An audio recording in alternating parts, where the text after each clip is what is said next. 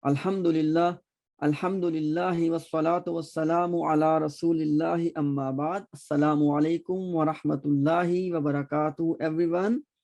So inshallah, we continue our practice of Jumlatul Ismiya, and let's begin with our first sentence of today's session.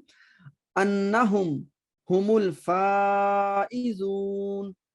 Anna is from the inna family. Okay, and when a sentence starts with the inna family, that word becomes mubtada. Okay, and after this word you need two things. Number one, ism of anna, and number two, khabar of anna. Clear? So let's look for those two things. With regard to the ism of inna family, it sometimes comes as attached pronoun and sometimes comes as a clear noun after the word inna or anna. In this case, after anna, you have whom as an attached pronoun, because ism of inna family has only these two forms, either an attached pronoun or a clear ism or a clear noun. In this case, whom is a attached pronoun and it is playing the role of ism of anna. Now whom, this word is actually whom al-faizuna. This dhamma on the meme is only to join this meme with the next word. Otherwise, this is annahum hum al-faizuna. So what is this whom? We know that whom is an independent pronoun. Okay, and whenever, please pay attention, whenever you see an independent pronoun, this pronoun will start a new sentence, and in that new sentence, this pronoun itself will become your mubtada. So whom will become the mubtada, and now this whom need its own khabar. Al-faizuna is a ism. How do I know? Because of alif lam.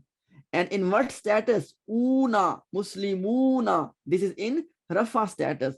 After mubtada, whom was the mubtada. So after mubtada, if you get ism in rafa status, this ism will become the khabar. So al-faizuna became the khabar for this whom. Now the question is, what happened to the annahum? Yes, let's see what happened. This whom and al-faizuna, which was a complete sentence on its own, in which whom is mubtada, al-faizuna is the khabar, and this complete sentence is playing the role of khabar of anna. Got it? So anna mubtada, whom ism of anna, and humul faizuna complete sentence as khabar of anna, and humul faizuna is a sentence of jumla ismiya, nominal sentence. Clear? Let's move on. Annakum kuntum ta'lamun. Now once again, anna from the inna family, it will become the mubtada, and same thing again, kum as a attached pronoun is the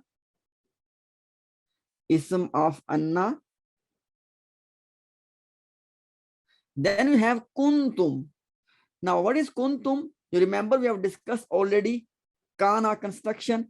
Kuntum is from the kana chart at number 9, because we have kana as fail madi, whole chart of kana, and then we learned yakunu as fail mudare, whole chart of yakunu, and kun as the fail amr. So kana is madi, yakunu is mudare, and kun is fail amr, and this kuntum is from the kana chart at number 9.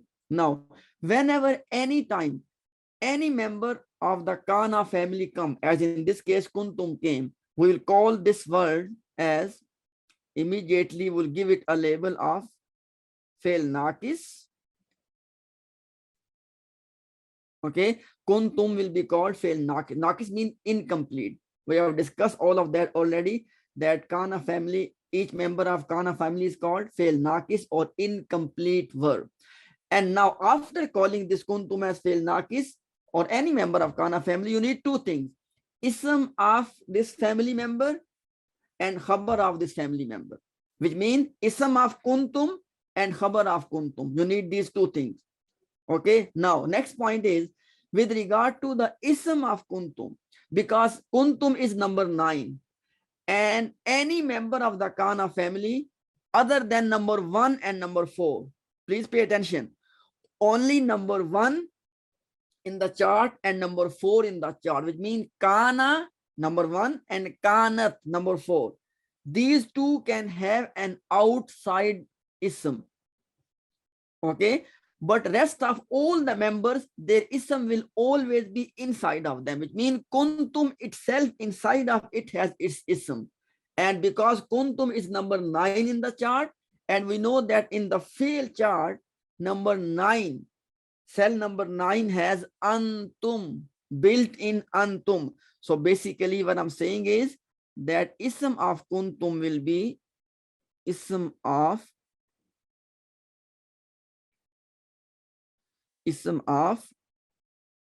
kuntum will be antum, which is built inside of this cell.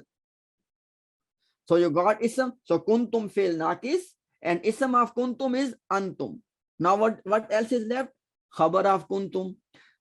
Ta'lamuna. What is ta'lamuna? Ta'lamuna is a complete sentence. Why? Because ta'lamuna literally, actually ta'lamuna is fail mudare.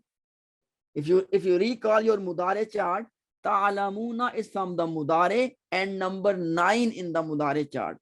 Okay, and we know that every fail in Arabic language is a complete sentence, which means ta'lamuna is fail mudare.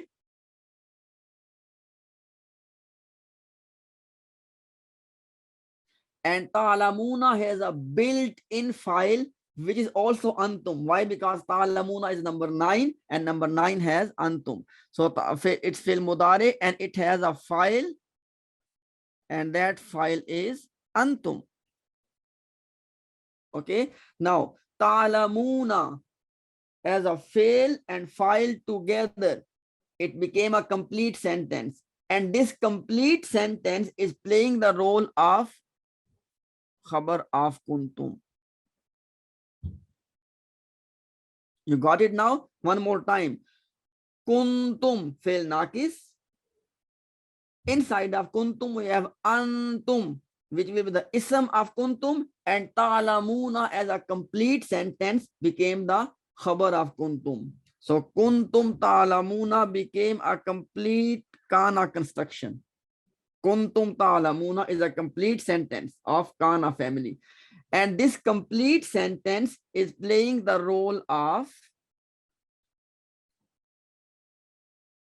khabar of anna, because your actual sentence start with anna. So anna became mubtada, kum became the ism of anna, and kuntum ta'lamuna became the khabar of anna. And inside of kuntum ta'lamuna, we discussed the whole kana construction. Clear? So this was how this whole thing was clustered. Clear? So let's inshallah move on. What is our next sentence? Huwa Rabbul Arshil Kareem. Now, what is huwa? Huwa is an independent pronoun. And I just mentioned a few minutes ago that whenever you see an independent pronoun, it starts a new jumlatul ismiya, and this independent pronoun becomes your mubtada. Okay, which means that this huwa will become your mubtada. What about Rabbu? Rabbu is a ism. Why? Because Rabb means master. So after mubtada, if you get ism in rafa status as Rabbu in this case, you will call it khabar. So Rabbu will be called khabar. But before you call Rabbu as khabar, you notice that Rabbu is connected with al-arshi. Rabbu and al-arshi are connected. Al-arshi is a ism because of alif lam. What status? It is in jar status. Now please listen carefully. What is the rule? The rule is, if you see an ism in jar status as al-arshi here, you always need to look at what is before this ism.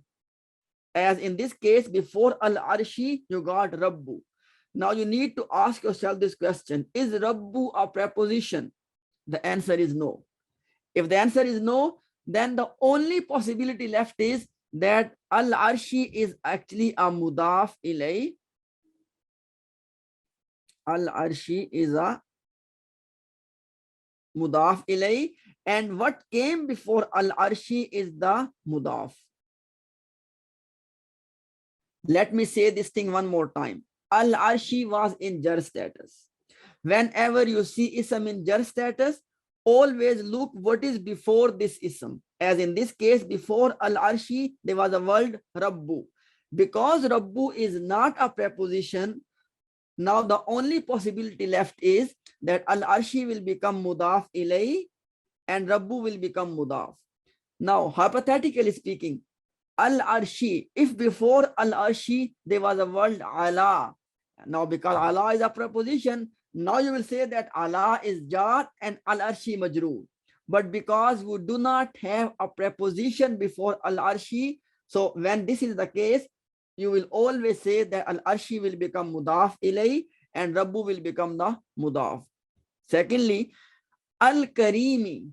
Al-karimi and al-arshi, you can see both of them are matching in all the four properties. And whenever your two words, your two ism match in all the four properties, they become mawsoof and sifa, which means sifa mean adjective. Okay, so which means that al-karimi is becoming the sifa for who? For al-arshi, which means that this al-arshi is not only performing the role of mudaf ilayh, it is also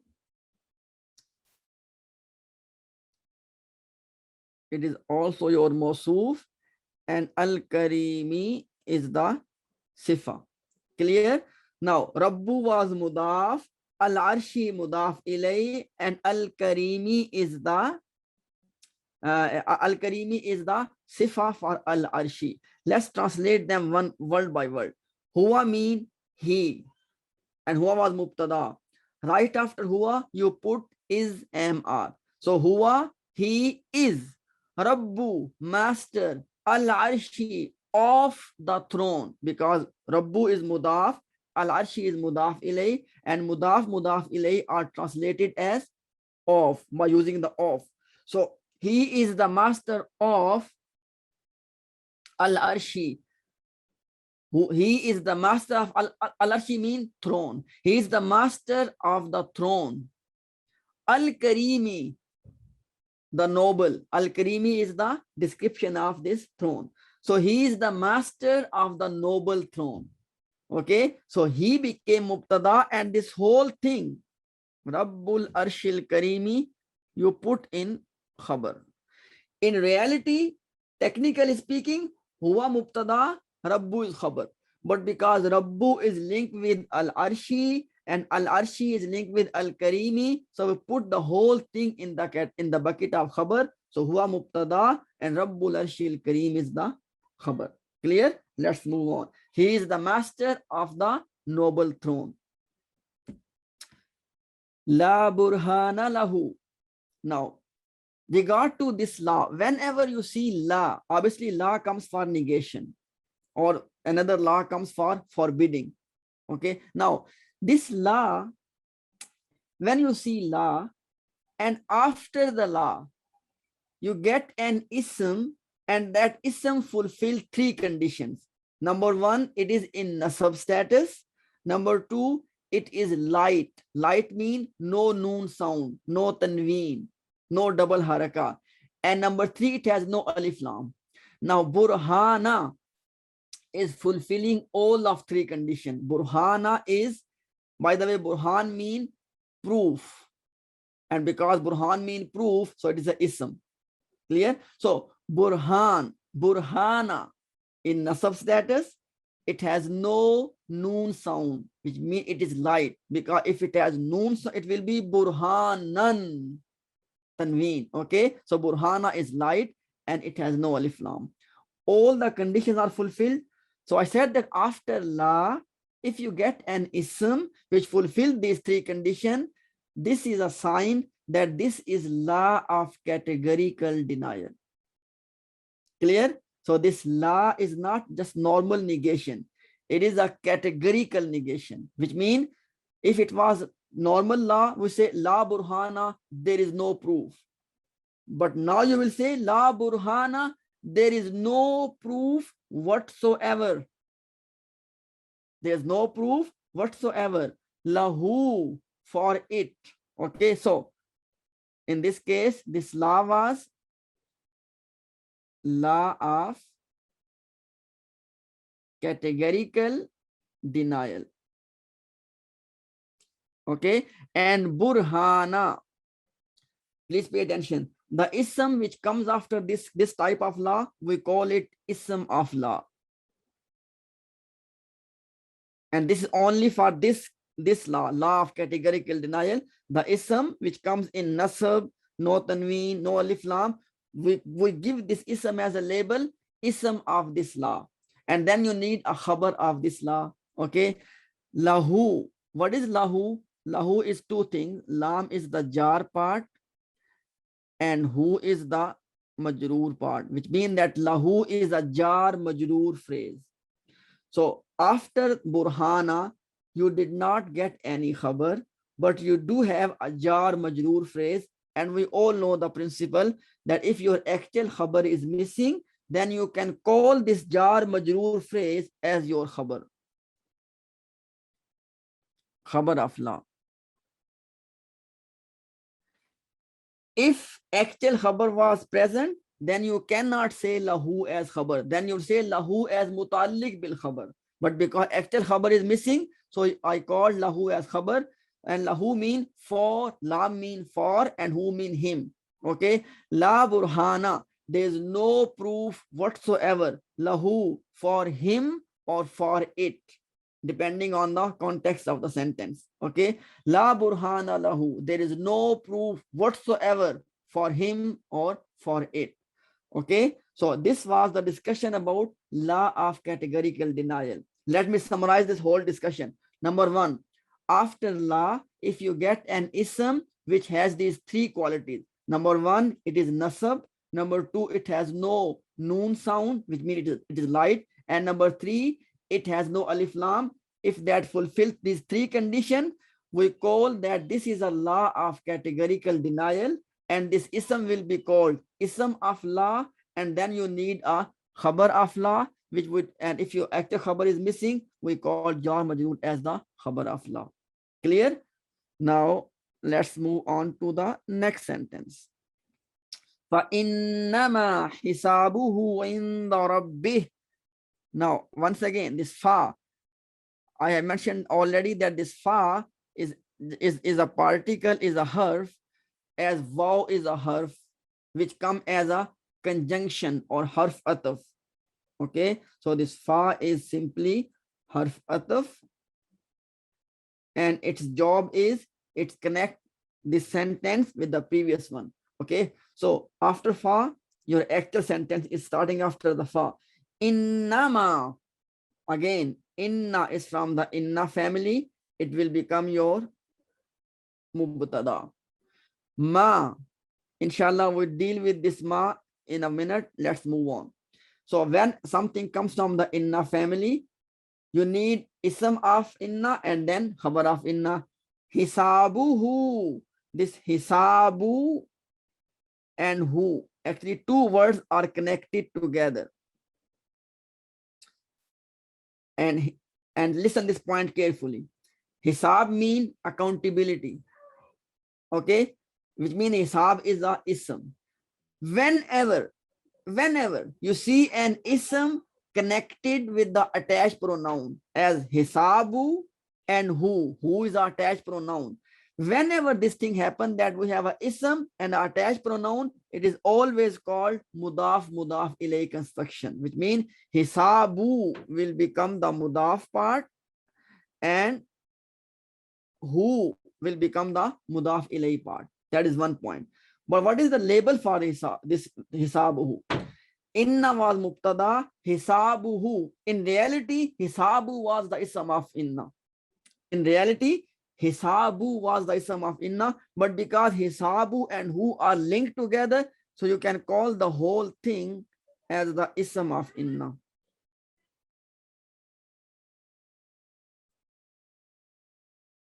Which whole thing? Hisabuhu. Hisabuhu became the ism of inna. Now you're looking for the khabar of inna. Let's move on. Inda. This word inda. If you recall, inda is a special mudaf. You remember in our level 1, we discussed a list of words that whenever a word comes from that list, we call it special mudaf. And what comes after it, there will be mudaf ilay, which means inna will be called, I put SP, special mudaf, not just mudaf, special mudaf. So inna will be called special mudaf and Rabbi will be called mudaf ilay. But again, Rabbi is connected with the he. You see, because Rabbi and he, two words are linked together. And I just mentioned few minutes ago that whenever, because Rabbi means master, it's a ism, okay? Whenever ism and attached pronoun are linked together, it is always your mudaf ilay case, which means that this Rabbi part is becoming the mudaf part and this he part is the mudaf ilay part. So Inda was special mudaf, Rabbi was mudaf ilay. But because Rabbi is connected with he, so I put the whole thing. So Inda became special mudaf and Rabbi he became the mudaf ilay. Inside of Rabbi he, it's another mudaf ilay. But for a bigger picture, Inda is special mudaf and Rabbi he is the mudaf ilay. Now, we did not get any khabar. You notice this because hisabuhu was the ism of inna and inda Rabbi is a special mudaf fragment. Khabar is missing and we know the principle. There are two things. Please pay attention. If your actual khabar is missing, these two things can play the role of khabar. Number one, jar majroor phrase. And number two, special mudaf phrase. And in the Rabbihi is a special mudaf phrase. So in the Rabbihi can play the role of khabar now. Whose khabar? Khabar of inna. Now in a bigger picture, inna mubtada, we have not dealt with the ma yet, okay? Hisabuhu is the ism of inna and in the Rabbihi, we have called it as khabar of inna because extra khabar was missing. Now let's deal with this ma. Please listen carefully. After inna, your ism of inna always goes into nasab. Clear? One more time. After the inna, when you get the next word as ism of inna, that ism of inna always goes into nasab. If you want to prevent this ism from going into nasab, what you can do is you bring a ma with inna, which means, please look at the sentence. If it was without the ma, fa inna hisabahu, hisab will be in nasab status. But because you have put this ma, fa inna ma, now hisabano, now hisabu, which means that now hisab, this word hisab will not go into nasab. This is the job of this ma. One more time. After inna, the ism of inna goes into nasab. Clear? If you want to prevent your ism from going into nasab status, you can join a ma with the inna. As you did in this case, inna ma, and then hisabuhu. Hisabu remain as it is in rafa. Why is it the case? Because of this ma. So this is the reason we call this ma of al-kafa. Al-kafatun, which means simply ma of prevention. It prevents, this ma prevents the next word from going into jar nasab status. And secondly, it makes the jumla more emphatic. Even though inna itself makes jumla emphatic, but when you add the ma with the inna, it becomes even more emphatic. So innama hisabuhu inda rabbi. Innama, indeed, okay, hisabuhu, their accountability in the Rabbi is with their master. In the mean with Rabbihi, his master. Hisabuhu, his account. Sorry, his. I think it was a slip of tongue. I said hisabuhu. There no hisabu, his accountability. So inna, indeed, hisabuhu, his accountability in the Rabbihi, with his master. Now, because of this emphasis of ma, now you'll say, indeed, his accountability is only with his master. Clear? This meaning of only is created when you use this extra construction of ma. Clear? So when you use this ma, two things happen. Number one, your next ism will not go into nasab, and number two, sentence becomes even more emphatic. Okay, indeed, his accountability is only with his master. Clear? Inshallah, you can watch this video 1, 2, 3 times until you are clear about all of these things. Barakallahu fi. Jazakumullahu khair. Assalamu alaikum wa rahmatullahi wa barakatuh.